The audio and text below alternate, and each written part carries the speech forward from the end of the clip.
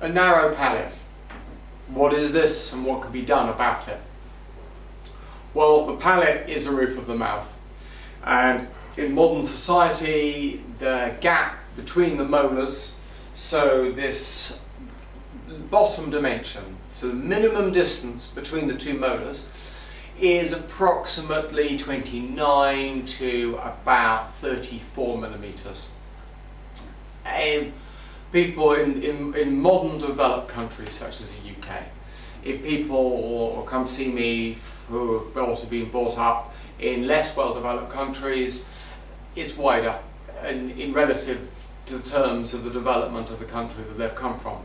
And interesting enough, all our ancestors, I mean literally all our ancestors, had an intermolar width in the low 50s, and a very similar sort of width.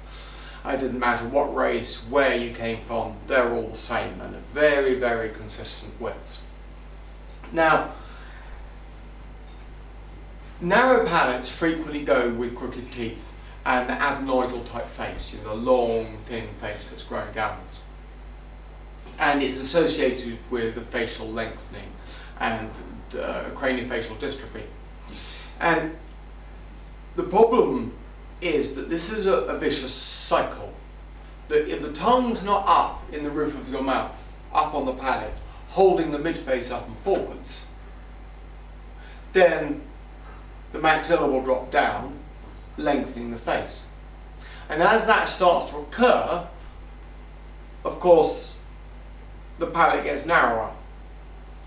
But as the palate gets narrower, it's then less comfortable to place your tongue in the roof of your mouth, so the cycle continues. You don't put your tongue as much, the maxilla drops further, it becomes more uncomfortable. And it's possible to widen palates relatively easy, but what you tend to notice is that frequently this relapses.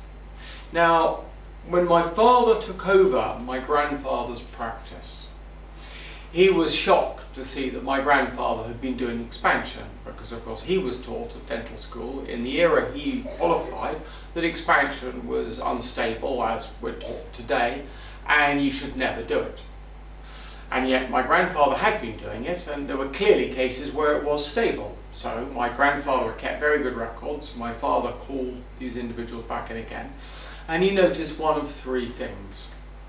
He noticed that, one, there'd either been some relapse. So a lot of these kids, and the majority of them, the expansion that had been gained had relapsed. Then there was another group, the second group, where the expansion had stayed and it hadn't relapsed. And then there was a third group, and this third group, well, they'd expanded even further.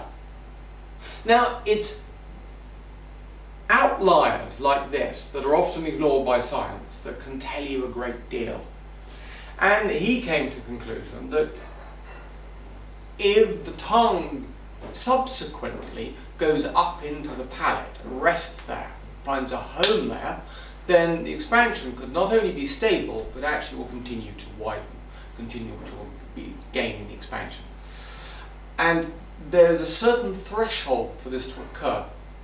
And my rule of thumb when I'm treating patients now in my clinic is if they're much below an intermolar width of about 37, people will struggle to place their tongue comfortably in the roof of the mouth and maintain the width, or even expand it further. And much below that magic 37, they gently start to relapse. So it's clearly an issue if you have a narrow maxilla. Things can be done, but again, and this is the big message in orthotropics, it's up to you. Don't expect someone to do this for you. Someone can help you, but it's still up to you to change yourself.